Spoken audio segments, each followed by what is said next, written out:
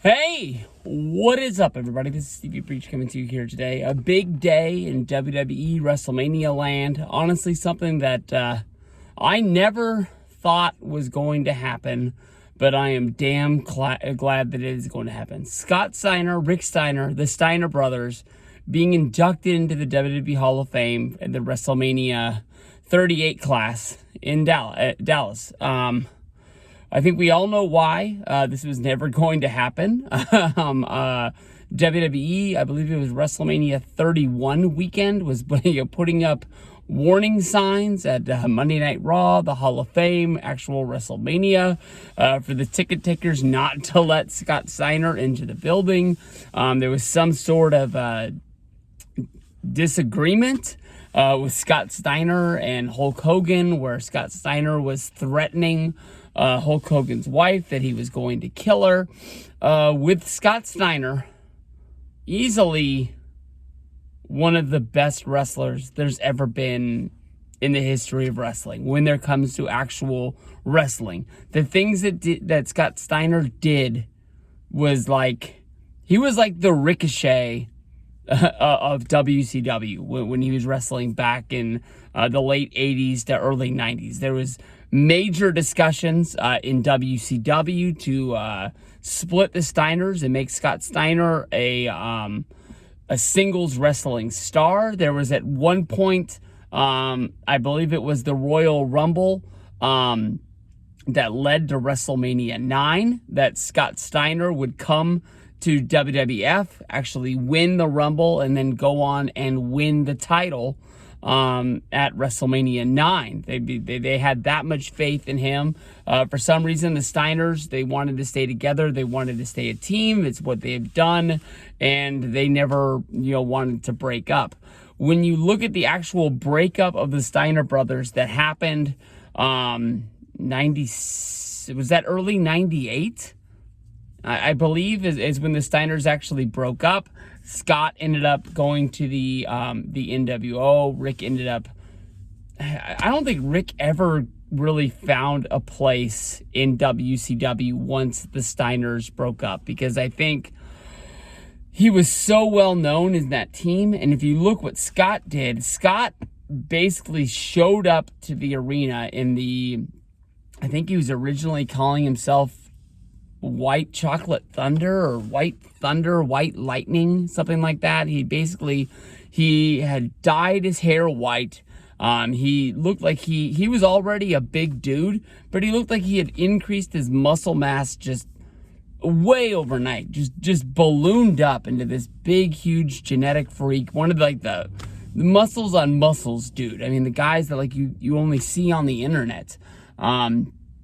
Just got freakishly huge. But if you go back to those days of the NWA, the early days of WCW, when they came to the WWF, they weren't at 7, so they would have been there like the build up to WrestleMania 8. It didn't even really last that long before they went back. I don't really know if I don't know what went wrong. I mean, they easily were the best tag team that WWF had, but they had so many tag teams like Demolition, who had a year-long run with the belts. I guess maybe they were upset that they just couldn't be the number one team, and they were getting beat by the Quebecers or something like that. But I think that they just wanted to have a tag team division that kind of looked equal, even though they were known as there. When I look at my top 5 tag teams of all time, I think I got the Steiners third on my list. And but I'll say that if it's not my list and I just think of what I think the best 3 tag teams are, I would, for my personal list, I would go Demolition, Legion of Doom, and then I would go the Steiners, just because I got to see them more as a kid and they mean more to me. That's why Demolition's number 1. If I try to put together what I think the actual list is of tag teams, I think it has to go, Road Warriors, then it goes Steiners, and I don't even know if Demolition really is like the best number 3. That could be somebody like the Hardys or something like that. I just go off of what they meant to me as a kid. I had never seen anything like that. I saw Demolition before I saw the Road Warriors. I didn't know that, like, you know, their little spikes were actual just rip-offs of the Road Warriors. Huge spikes. And by the time I saw the Road Warriors come in, I just had Demolition so long that I just thought that they were it. I never thought this would happen. I think when it comes to Scott, I don't know if he just actually physically changed so much that he's not like the guy that he was before. Or maybe he was quiet before and he always had that kind of temper running and he just finally started running his mouth. I don't know whether it's just a gimmick that he runs with now, that he wants us to think that he's maybe borderline crazy. I don't know. Maybe there's a different side of Scott that we don't get to see behind the scenes. But I know that they didn't want anything to do with them. I'm glad now that they bring him in. Hopefully they can keep him contained for one weekend and then he can go off and do whatever he does. I don't think he wrestles anymore.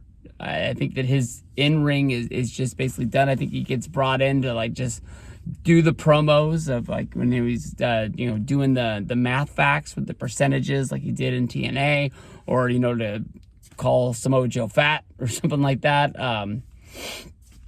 I'm not really sure how much he's doing these days. I know that Rick was was it school superintendent? He was running for something and won in his hometown of Georgia. It was good to see him pop up when his son won the NXT championship. That to me the whole thing looked staged, but they say that they snuck him in and it was a surprise for his son that when Rick got into the ring. It's hard for me to think that, you know, your dad's going to show up to a show, be there as you're walking to the ring and not know that he's going to be there. You would think that somebody would have called Rick and told him, and then he would have told the son that he was. But his son's Braun Breaker, who's really tearing it up for NXT right now. Man,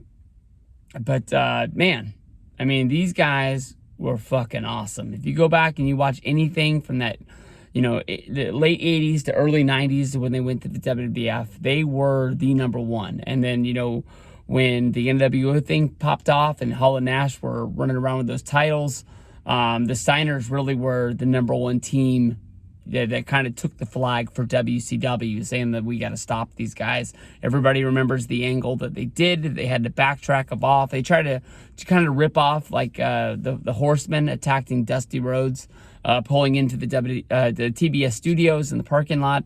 The NWO ran the Steiners off the road. They got some bad press for it. They quickly started, like, backtracking off of it. And I think by the next Nitro, there was no injury angle. They actually, like, there was no car wreck. Nothing ever happened. Scott Steiner, you look at what he did at the end of WCW. He won the championship consecutively. He, in my opinion, should have been the last champion. The reason why I think they switched it is because going into that last show, Scott Steiner had an injured foot. It actually was what kept him out of signing with WWE for a while. And I think they wanted to hit the ground running with WCW as fast as they could. And if they had a new champion, Booker T, who was a babyface, it would have been able to get them off of the ground. Then again, if you look at them, if they would have kept the title on Scott, even if his foot wasn't hurt, geez, what do you think that match would be like if they had to do, like, Scott Steiner versus Booker T on Monday Night Raw? I mean, people think of the Booker T versus Buff Bagwell match as horrible already as it is. Once he was able to go, it was a very short run. Mostly remember for how bad the two matches were. If you think of it, Scott Steiner was signed in early part of the year. He main evented the Royal Rumble against Triple H. They did the February pay-per-view against Triple H. Come WrestleMania, March, he's not even on the show, is how bad it was. They kind of repackaged him with a tag team, you know, put together by Stacy Keibler. It was the Testicles, where it was Test and Scott Steiner teaming together. If they won the titles, I'll tell you the truth, at that point, I don't think I was watching WWE at the time, and I can't remember it. But one hell of a tag team. They really deserve to go in. I'm pumped for them, and I'm pumped because they got to put together some sort of like little documentary on these guys that'll be on the network somewhere, and I'm really pumped to see it. And I understand when you make death threats against somebody in the company at the time, you kind of keep that guy away. And as crazy as Steiner's been for the last few years, that makes sense to me. But I think I made this video back in 2010 that he deserved to get in. So I'm really pumped today that Scott Steiner's getting his spot in the shade. No, whatever I meant to say. His spot in the Hall of Fame. That sounds better. I don't know what I was trying to say, but scratch that.